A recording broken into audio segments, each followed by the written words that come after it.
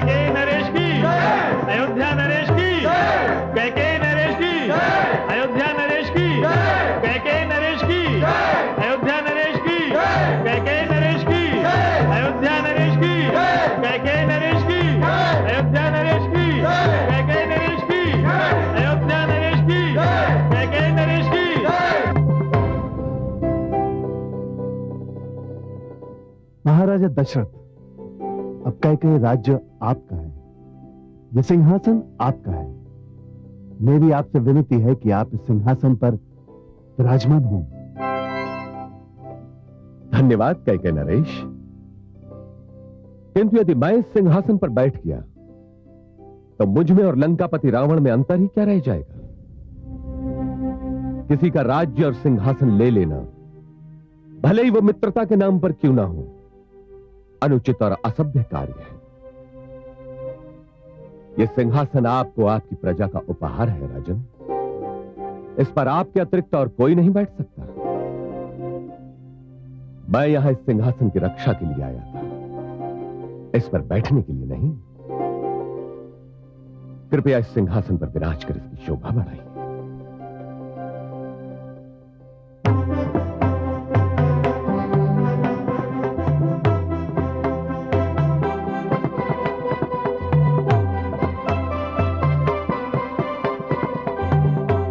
हे नगरवासियों, आज समस्त स्वागत, समस्त अभिनंदन, समस्त सत्कार अयोध्या नरेश महाराजा दशरथ के लिए सुरक्षित है, क्योंकि यदि ये हमारी सहायता के लिए ना पहुंचते तो कैकेयी लंका साम्राज्य का भाग बन चुका होता।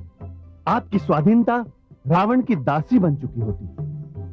मैं आप सब की ओर से अयोध्या नरेश के प्रति आभार, अपार आभार प्रकट करता हूं। ब्राह्मणगण,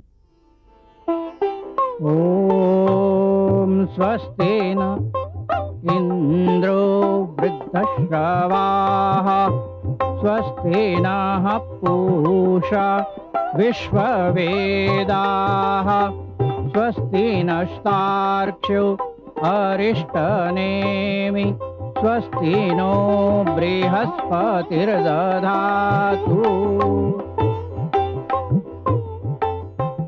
हमारी ओर से ये तुच्छ भेंट स्वीकार करें। अयोध्या नरेश की, अयोध्या नरेश की, अयोध्या नरेश की। आपने ये भेंट देकर मेरा सम्मान बढ़ाया है राजन, किंतु हे कैकेयीवासियों, मुझसे अधिक इस भेंट का अधिकारी कोई और है।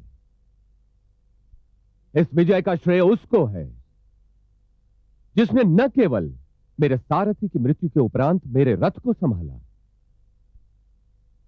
बल्कि रणभूमि में 2 बार मेरे प्राणों की रक्षा भी की।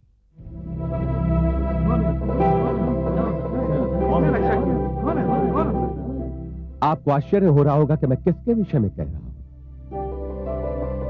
तो हे कैकेयीवासियों, मेरी सारथी, मेरी प्राण रक्षक कोई और नहीं, आपके अपने देश कैकेयी की वीरांगना राजकुमारी कैकेयी है।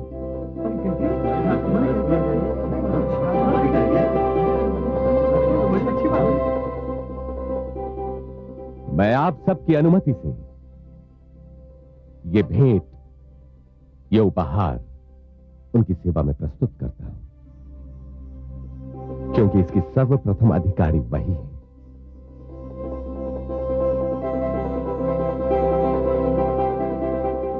राजकुमारी कैकेयी,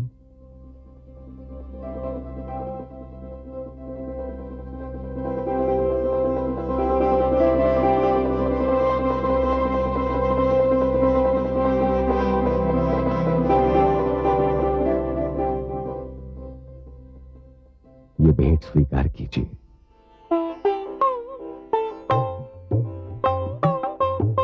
राजकुमारी कैकेयी की, राजकुमारी कैकेयी की, राजकुमारी कैकेयी की। हे अयोध्या नरेश, मैं इस योग्य नहीं थी। सत्य तो ये है कि आपने मेरे देश पर जो उपकार किया है उसके सामने मेरी सेवाएं सर्वथा तुच्छ हैं। मैं तो केवल यह दिखाना चाहती थी कि यदि किसी राजा के पुत्र ना होकर पुत्री हो तो उसे निराश ना होना चाहिए। पुत्री पुत्र से कम नहीं होती। यदि अवसर दिया जाए तो वह वही कार्य कर सकती है जो पुत्र करता है या जिसे पुत्र को करना चाहिए। अपने राज्य के आदर की रक्षा, आत्मसम्मान की रक्षा मैंने भी केवल वही किया है। राजकुमारी कैकेयी की, राजकुमारी कैकेयी की, राजकुमारी कैकेयी की, राजकुमारी कैकेयी की।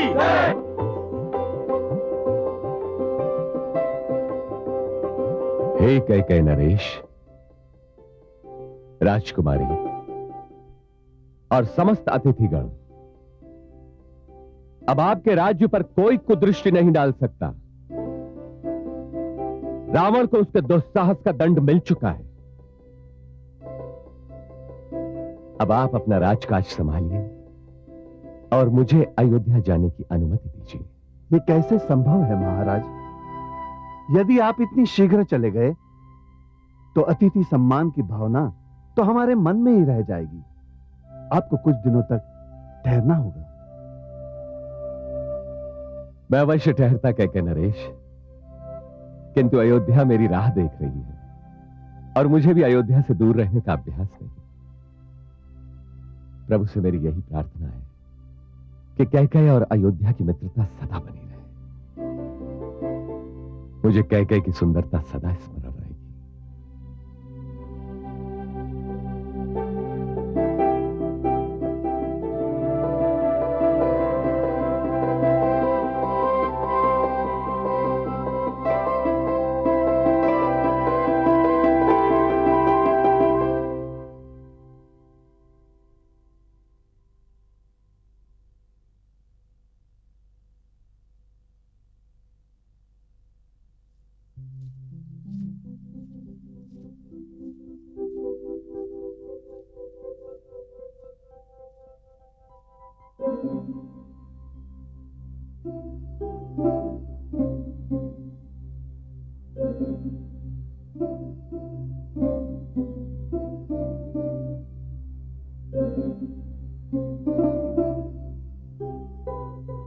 मुझे यहां देखकर आश्चर्य हो रहा है राजन। मैं आपको आपकी विजय की बधाई देने आई थी। मेरी विजय? क्या ये केवल मेरी विजय थी राजकुमारी कैकेयी? ये तो सबकी विजय थी और सबसे अधिक आपकी। नहीं राजन, विजेता तो केवल आप हैं। मैं तो हार चुकी हूं, बहुत कुछ हार चुकी हूं। हार चुकी?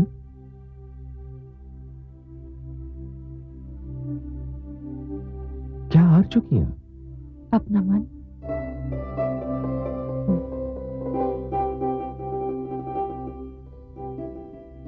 आपने युद्ध ही नहीं, मेरा मन भी जीत लिया है। राजकुमारी। हाँ राजन, रीति यही है कि जो हारता है वो अपना जीवन विजेता के चरणों में समर्पित कर देता है। मैंने भी अपना जीवन आपके चरणों में समर्पित करने का निर्णय लिया है। आपका क्या निर्णय है?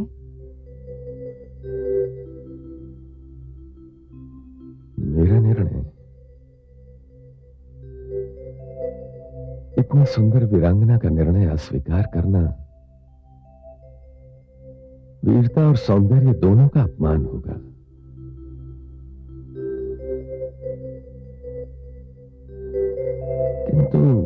किंतु क्या राजन? आप निर्णय लेने के लिए स्वच्छंद हैं देवी। आप पर कोई रोक नहीं लगी है। किंतु मैं जीवन का इतना महान निर्णय लेने के लिए स्वच्छंद नहीं हूं। मुझ पर रोक लगी हुई है। मेरे जीवन पर सुमित्रा और कौशल्या का भी अधिकार है। मेरा निर्णय उनकी अनुमति के अधीन है देवी।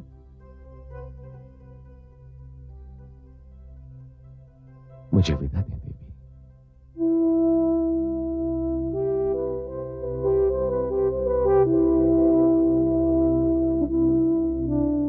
मुझे आपको रोकने का अधिकार होता तो मैं अवश्य कहती, कुछ दिन रुक जाइए और मेरे जीवन को अपनी सुहानी स्मृतियों की सुगंध से महकाते जाइए। यह ना कहिए कि आपका मुझ पर कोई अधिकार नहीं है देवी। आपने मेरे प्राणों की रक्षा की है। मैं आपका ऋणी हूं और यह ऋण मुझे सदैव स्मरण रहेगा। और मैं आप भी।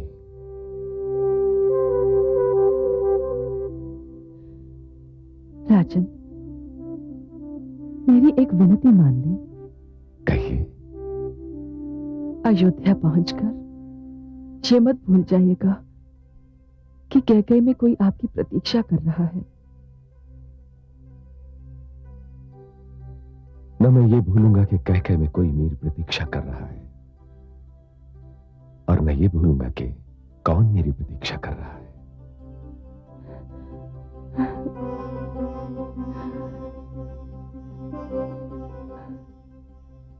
मैं अभी आपको और कोई वचन तो नहीं दे सकता, किंतु एक वचन अवश्य देता हूं कि जीवन में 2 बार आप जो भी मांगेंगी, मैं ये सोचे बिना कि क्या मांग रही हैं और क्यों मांग रही हैं, मैं आपकी मांग अवश्य पूरी करूंगा। ये मेरा वचन है और यही रघुकुल रीति है।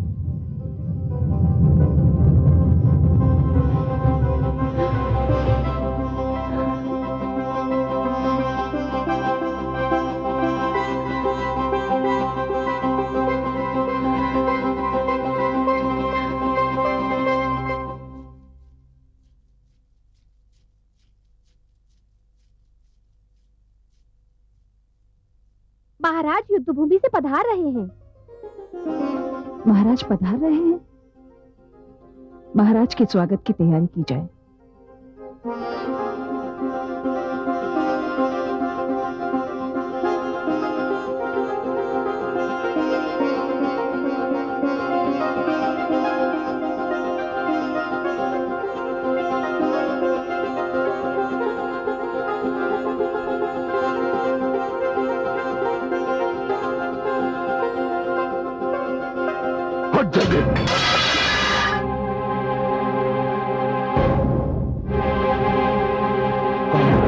कायर, कायर है मेरी सेना, कायर है।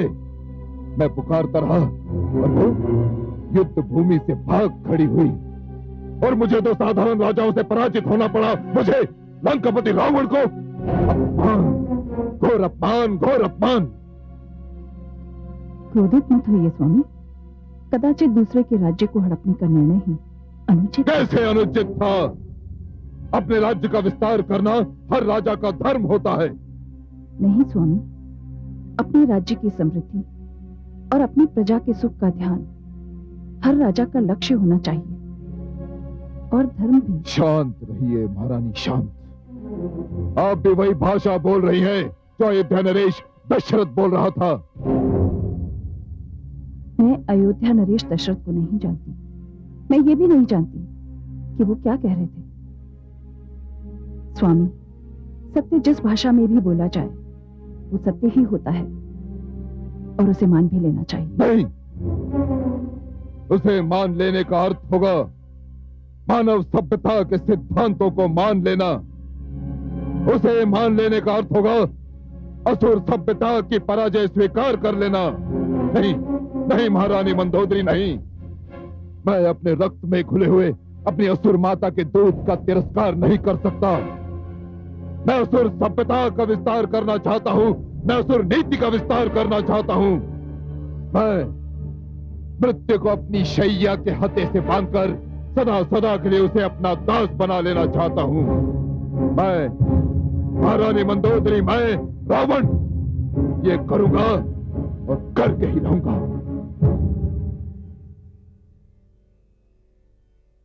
हे कमल नयन, देखिए दुष्ट रावण क्या कह रहा है।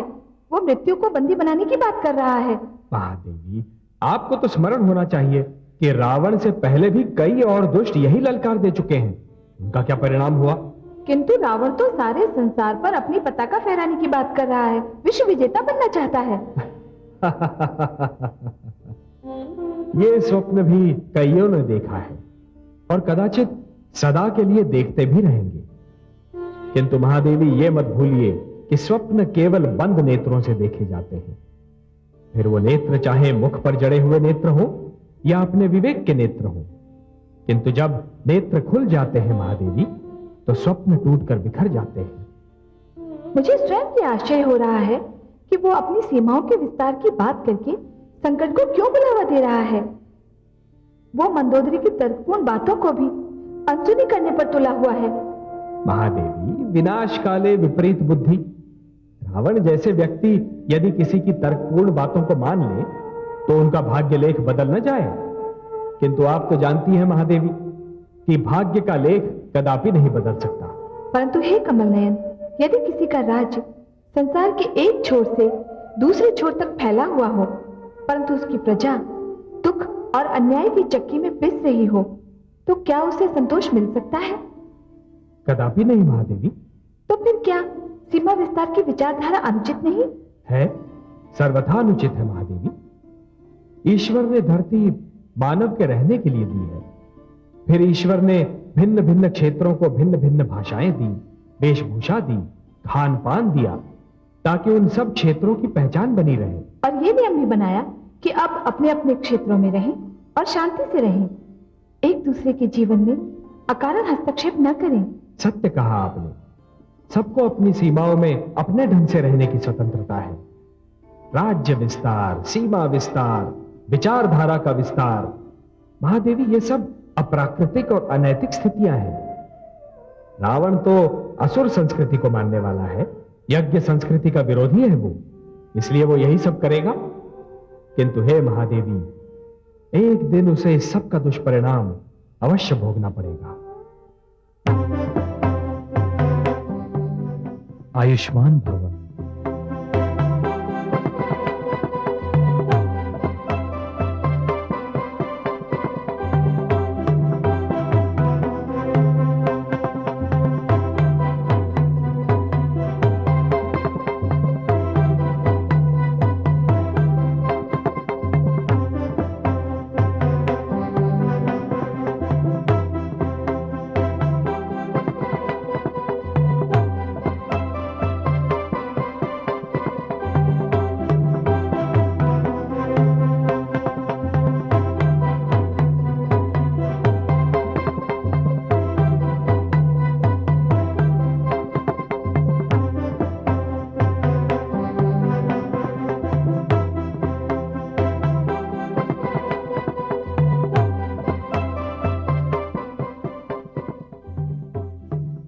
विजय की बहुत बहुत बधाई हो स्वामी। आपकी विजय से जग में अयोध्या का मान बढ़ा है। रावण जैसे शक्तिशाली सम्राट को परास्त करना कोई सरल कार्य नहीं था। हमें आप पर गर्व है। जितने दिन युद्ध चला, हम आपकी कुशलता और विजय की कामना करते रहे। और देखिए, भगवान की कृपा से आपको कोई साधारण घाव भी नहीं लगा। हाँ देवियों, कदाचित ये आपकी प्रार्थना का फल था कि मुझे कोई घाव नहीं लगा। और कदाचित ये किसी की वीरता और साहस का भी फल था कि 2 बार मेरे प्राण जाते जाते बच गए। युद्ध में 2 बार ऐसे अवसर आए जब मेरे प्राणों पर बनाई थी, किंतु दोनों बार किसी के साहस ने मेरी रक्षा की। कौन था वो साहसी महाराज?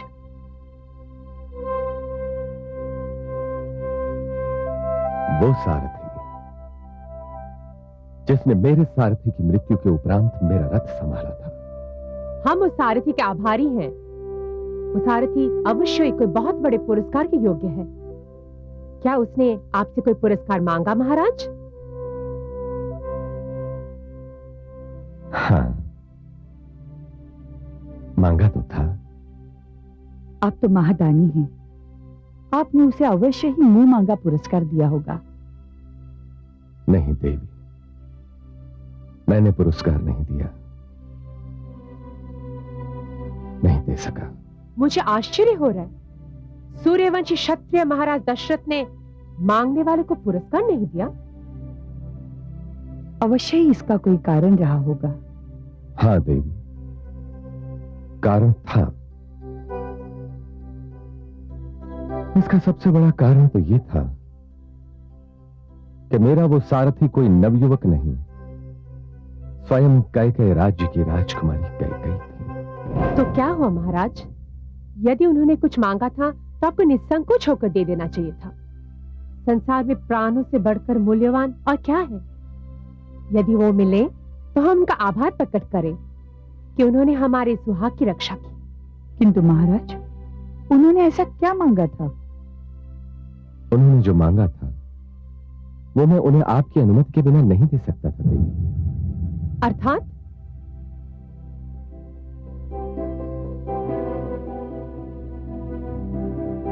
उन्होंने अपने लिए सुहाग सिंदूर मांगा था। राजकुमारी कैकेयी ने मेरे सम्मुख पाणी ग्रहण का प्रस्ताव रख दिया। मैं ये पुरस्कार उन्हें आपकी अनुमति के बिना कैसे दे सकता था? ये मेरे अधिकार के बाहर की बात थी।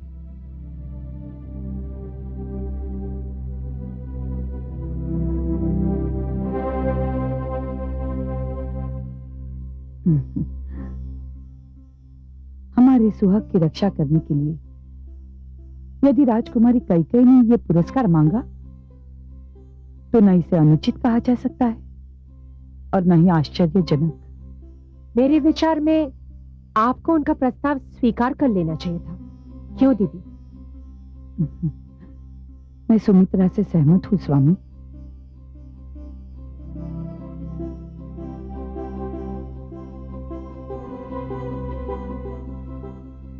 मेरे विचार से आप दोनों पतिव्रत धर्म और भावुकता के आवेश में आकर ऐसा कह रही हैं। कदापि नहीं महाराज। स्वामी, रघुकुल को कब से एक उत्तराधिकारी की आवश्यकता है। इस विशाल भवन को भी कब से एक कुलदीपक की आवश्यकता थी। इतने वर्ष बीत जाने पर भी न तुम्हें और न सुमित्रा आपको वो कुलदीपक दे सके। कौन जाने आपका ये कुलदीपक राजकुमारी कैकेयी के भाग्य में लिखा हो। यदि राजकुमारी कैकेयी ने यह कुलदीपक प्रदान कर दिया तो अयोध्या में चारों ओर उजाला फैल जाएगा। मैं स्वयं राजकुमारी का हाथ मांगने के लिए पुरोहित भेजूंगी। अब जो होगा वो आप नहीं हम करेंगे स्वामी।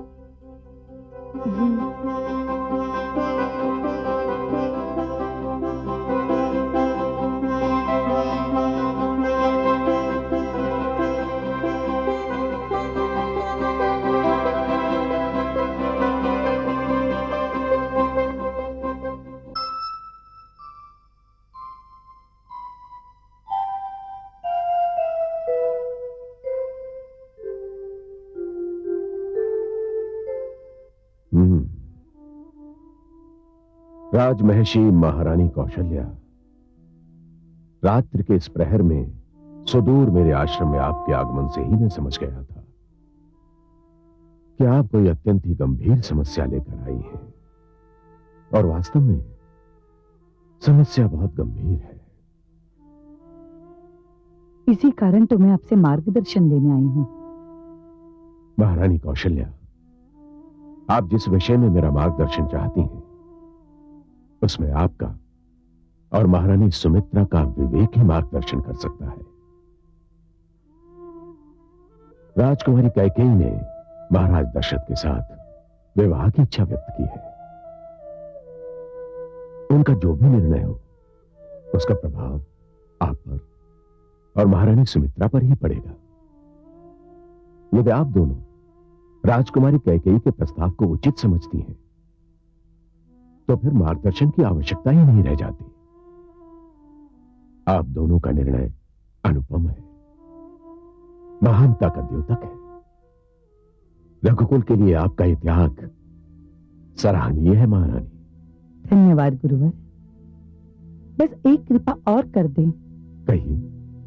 आप अपने आश्रम से किसी पुरोहित को कैकेयी ये संदेश लेकर भेज दे कि महाराज दशरथ को राजकुमारी कैकेयी का प्रस्ताव स्वीकार है। परंतु यह संभव नहीं है महारानी, क्योंकि परंपरा भी यही है और नियम भी यही है कि विवाह का प्रस्ताव कन्या पक्ष की ओर से ही कोई लेकर आता है और इस नियम को तोड़ा नहीं जा सकता। क्यों नहीं तोड़ा जा सकता गुरुवर? जब कैकेयी ने सारथी बनकर युद्ध में भाग लेकर हमारे स्वामी के प्राण बचाकर हर परंपरा और नियम को तोड़ दिया, तो क्या हम ये एक परंपरा और नियम नहीं तोड़ सकते? राजकुमारी कैकेयी ने महाराज दशरथ के सम्मुख ये प्रस्ताव रख दिया है। औपचारिकता के लिए क्या यही पर्याप्त नहीं है? आप जो भी कुछ कह रही हैं महारानी, वो सर्वथा तर्कसंगत है। तो गुरुवर, आप किसी पुरोहित को संदेश लेकर भेजेंगे ना? यदि आपका यही आग्रह है महारानी, तो मैं कल ही पुरोहित को संदेश देकर भेज देता हूं। गुरुवर, मैं आपकी आभारी हूं। मुझे आज्ञा दीजिए।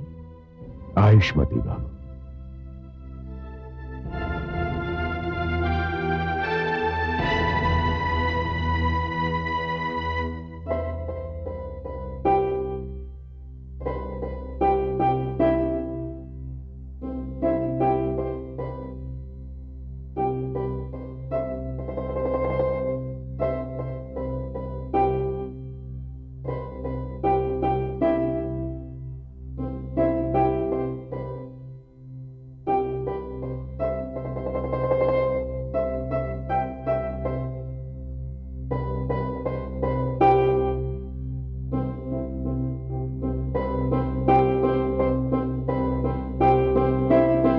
मेरा रथ संभालने वाली, 2 बार मुझे घातक आक्रमण से मेरे प्राणों की रक्षा करने वाली वीरांगना, तुम कौन हो?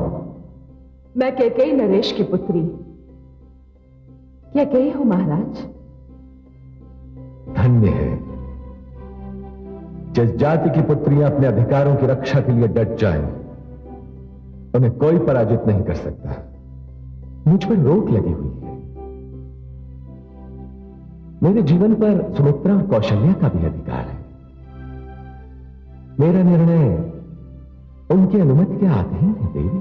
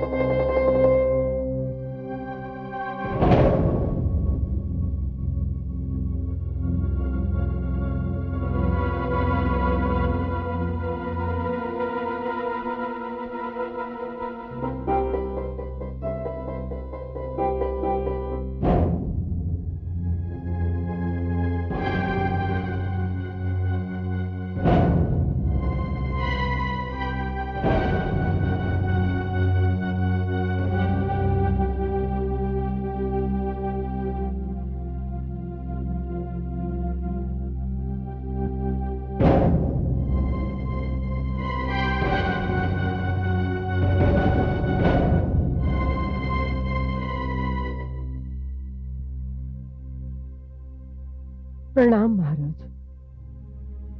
मंत्रा तुम?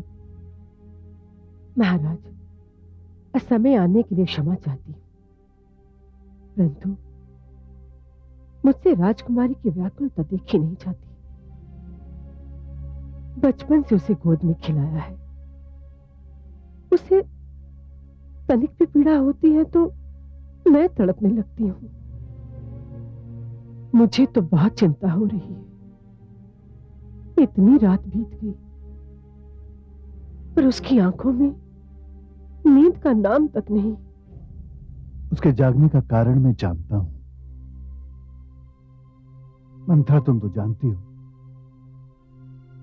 मेरी पुत्री मुझे अपने प्राणों से अधिक प्रिय है। मैं जानता हूं वो क्या है जिसने उसकी आंखों से नींद छीन ली है, किंतु मैं उसी के मुख से सुनना चाहता हूं।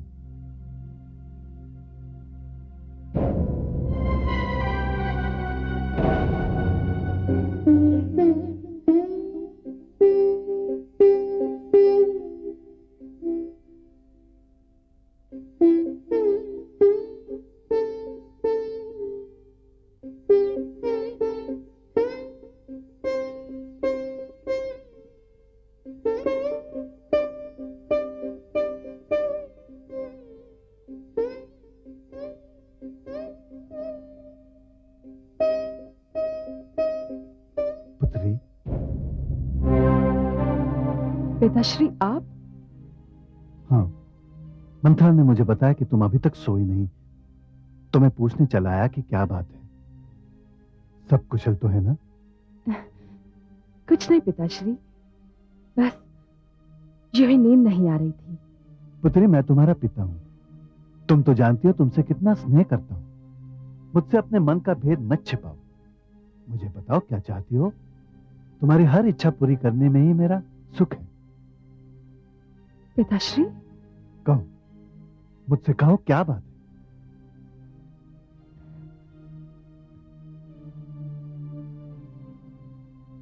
पिताश्री, मुझे अयोध्या नरेश दशरथ। तुम्हें अयोध्या नरेश दशरथ भा गए हैं?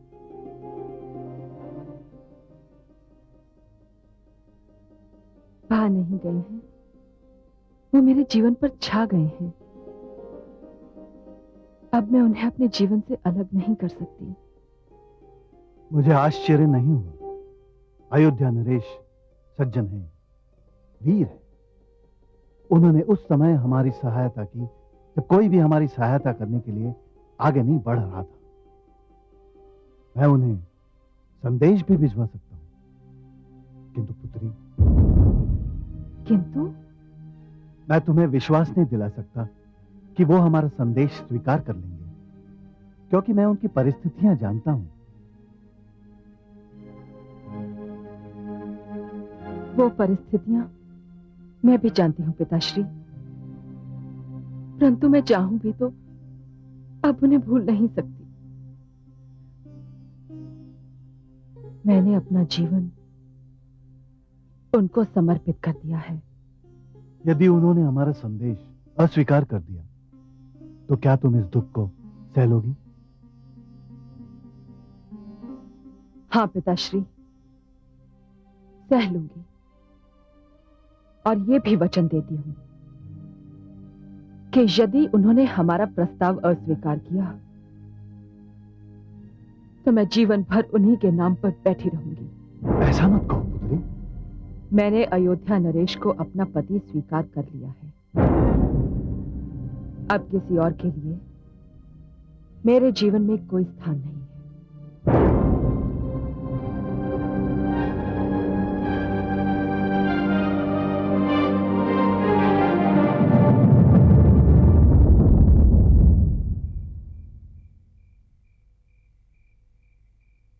ब्रह्म ऋषि, आपने मुझे बुलवाया? पुरोहित जी, आपको एक संदेश लेकर कैकेयी राज्य जाना है। जो आज्ञा ऋषिवर। क्या संदेश है? संदेश ऋषिवर, महाराज कैकेयी का दूत आपसे भेंट करना चाहता है। कैकेयी राज्य का दूत? प्रस्तुत करो उसे। आइए। प्रणाम ऋषि श्रेष्ठ, मैं कैकेयी का राज पुरोहित हूं। स्वागत है आपका। कहिए, क्या संदेश लाए हैं? ऋषिवर, आप महाराज दशरथ के कुलगुरु हैं। मुझे मेरे महाराज ने आपके पास अयोध्या नरेश दशरथ से अपनी पुत्री राजकुमारी कैकेयी के विवाह का प्रस्ताव लेकर भेजा है। अत्यंत ही सुखद आश्चर्य है पुरोहित जी। मैं भी अपने पुरोहित जी को महाराज कैकेयी के पास यही संदेश देकर भेजने वाला था। ये तो बहुत सुंदर संयोग हुआ। यदि आपकी अनुमति हो तो मैं ये शगुन लेकर महाराज दशरथ की सेवा में पहुंचूं। मेरी पूर्ण अनुमति है। मैं अभी व्यवस्था किए देता हूं पुरोहित जी। धन्यवाद ऋषिवर।